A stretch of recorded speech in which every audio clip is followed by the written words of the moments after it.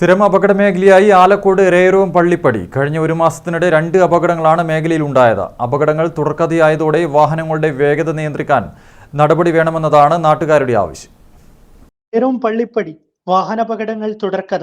ഒരു മാസത്തിനിടെ ഉണ്ടായത് 2 അപകടങ്ങൾ. കഴിഞ്ഞയാഴ്ച നിയന്ത്രണം വിട്ട സ്കൂട്ടർ വീട്ടുമതിലിടിച്ച് 2 യുവതികൾക്ക് പരിക്കേറ്റു. ഇതിനു മുൻപും നിരവധി അപകടങ്ങൾ. വളവുള്ള റോഡിൽ അമിത വേഗതയിലാണ് വാഹനങ്ങൾ ചീറിപ്പായുന്നത്. മഴ കൂടിയായതോടെ റോഡിലെ അപകട സാധ്യതയേറി. സ്ഥിരമായിട്ട് അപകടം നടക്കുന്ന ഒരു സ്ഥലമാണ്. ഒരു ബസ് സ്റ്റോപ്പും ഉണ്ട് വളവിൽ. ബസ്സുകാർ കുറച്ച് പുറകോട്ട് മാറ്റിയിട്ട് ബസ് നിർത്തൂല.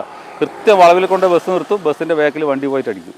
ഈ ആഴ്ച തന്നെ രണ്ടാഴ്ചയിൽ 2 ആക്സിഡൻറ്റ് ഇവിടെ തന്നെ ഉണ്ടായി. ഒരു ബൈക്കും ഒരു തൊട്ടിവണ്ടി, 2 ആക്സിഡൻറ്റ്. സ്ഥിരമായിട്ട് ആക്സിഡൻറ്റ് സ്ഥലമാണ്. അപ്പുറം ഇപ്പുറം ഓവർടേക്ക് ചെയ്തിട്ട് 2 വണ്ടി ഒരേപോലെ സ്പീഡിൽ പോകുന്നു. ഭാഗ്യം കൊണ്ട് ഇവർ 2 ആളും രക്ഷപ്പെട്ടിന്. ബസ്സുകൾ നിർത്തി ആളെ ഇറക്കുന്നത് വളവിലാണ്. ഇതും അപകട സാധ്യതയേറാൻ കാരണമാകുന്നുണ്ട്. അപകടങ്ങൾ തുടർക്കഥയായതോടെ പ്രദേശവാസികളും ആശങ്കയിലാണ്.